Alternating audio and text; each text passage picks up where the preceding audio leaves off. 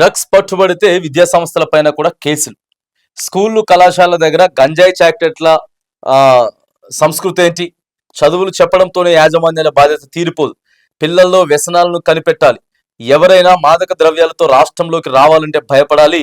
అంతర్జాతీయ డ్రగ్స్ వ్యతిరేక దినోత్సవ కార్యక్రమంలో ముఖ్యమంత్రి రేవంత్ రెడ్డి మాట్లాడుతా ఉన్నారు. నిన్న సినీ ప్రముఖులు కూడా ఈ వేదికపై ఉన్నారు, హాజరైనది. ఇక వేదికపై విభాగం చేసిన సీఎం రేవంత్ రెడ్డి, చిత్రంలో నటులు విజయ్ దేవరకొండ, రామ్ చరణ్ కూడా ఉన్నారు. సో నిన్న వీళ్ళు కూడా మాట్లాడిండ్రు. ఏంటిదనంటే కాన్సెప్ట్ ప్రధానంగా డ్రగ్స్ ని నిర్మూలన చేయాలని చెప్పేసి ఎన్నో కార్యక్రమాలు చేపడతా ఉన్నారు.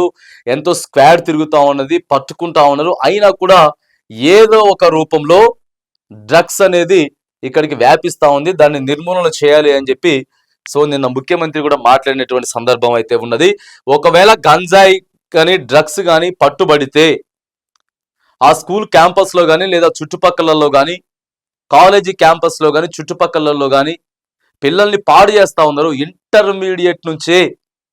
ఇంటర్మీడియట్ పిల్లల దగ్గర నుంచే వాళ్ళకి డ్రగ్స్ అలవాటు చేసి వాళ్ళతోటి నానా రకాల ఇది మనం చూస్తా ఉన్నాం కదా అక్కడెక్కడ జరుగుతున్నటువంటి సంఘటనలు దేశవ్యాప్తంగా. కాబట్టి విద్యా సంస్థల పైన కూడా కేసులు పెడతాం. స్కూళ్ళ దగ్గర, కళాశాల దగ్గర చాలా దారుణంగా గంజాయి చాక్లెట్లు కూడా విక్రయిస్తా ఉన్నారు. ఈ సంస్కృతి ఏంటిది?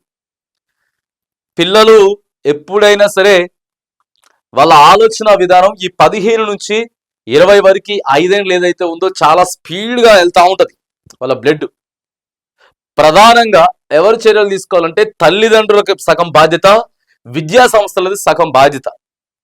పిల్లోడు ఇక్కడే ఉంటాడు, ఈ రెండింటి దగ్గరే ఉంటాడు, కానీ మ్యాక్సిమం అవి దాటుకొని బయటికి రాడు. ఎందుకంటే 10th ఇంటర్మీడియట్ స్టేజ్లో ఈ 3 సంవత్సరాలు కూడా చాలా కీలకం. కాబట్టి అటు తల్లిదండ్రులు లేకపోతే ఇటు విద్యా సంస్థలలోనే ఉంటాడు ఎక్కువ శాతం.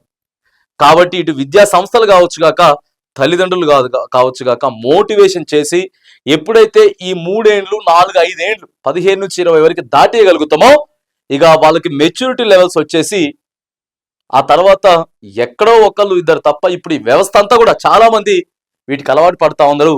ఎవరి బాధ్యత వాళ్ళు తీసుకొని పిల్లల్ని కాపాడుకునే ప్రయత్నం చేయాలని చెప్పి నిన్న ఇక డ్రగ్స్ కి సంబంధించినటువంటి అంతర్జాతీయ డ్రగ్స్ వ్యతిరేకత దినోత్సవ కార్యక్రమం సందర్భంగా ఇవి చూసాం. రాబోయే రోజుల్లో కళాశాలలు, పాఠశాలల ప్రాంగణాల్లో మాదక ద్రవ్యాలు పట్టుబడితే యాజమాన్యాల మీద కేసులు పెట్టాలని ముఖ్యమంత్రి రేవంత్ రెడ్డి ఆదేశించారు. ఫీజులు వసూలు చేయడం తప్ప పిల్లల బాధ్యత తమది కాదని విద్యా సంస్థలు భావిస్తే కుదరదని స్పష్టం చేశారు. ఇక వాళ్ళకి పైసలే కావాలి కదా. ఓ అబ్బా, ఇక అది ఎవడ ఆపేది కూడా కాదు. ఆ పైసలు వేరే, ఆ ఫీజులు వేరే, ఆ కథ వేరే, ఆ లెక్క అస్సలు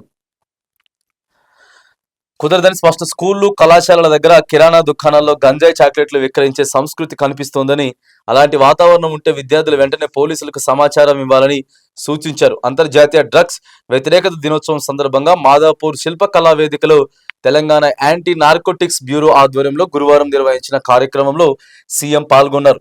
సినీ నటులు రామ్ చరణ్, విజయ్ దేవరకొండతో కలిసి శిల్ప కళావేదికలో ఏర్పాటు చేసిన ప్రదర్శనలు వీక్షించిన అనంతరం సీఎం మాట్లాడుతూ తల్లిదండ్రులు ఉద్యోగాల్లో తలమునకలై చెల్లించి విద్యాసంస్థల నమ్మకంతో లక్షలు చెల్లించి పిల్లల్ని చేర్పిస్తున్నారు. పిల్లలకు ఎక్కువ సమయం విద్యా సంస్థల్లోనే గడుపుతున్నారు. అందుకే చదువు చెప్పడంతోనే యాజమాన్యం బాధ్యత అయిపోదు. పిల్లల్లో వచ్చే మార్పులు, వారు ఎలాంటి వ్యసనాలకు లోనవుతున్నారో వాళ్ళకి తెలియచేయాలి, వాళ్ళని మార్చే ప్రయత్నం చేయాలని చెప్తా ఉన్నారు.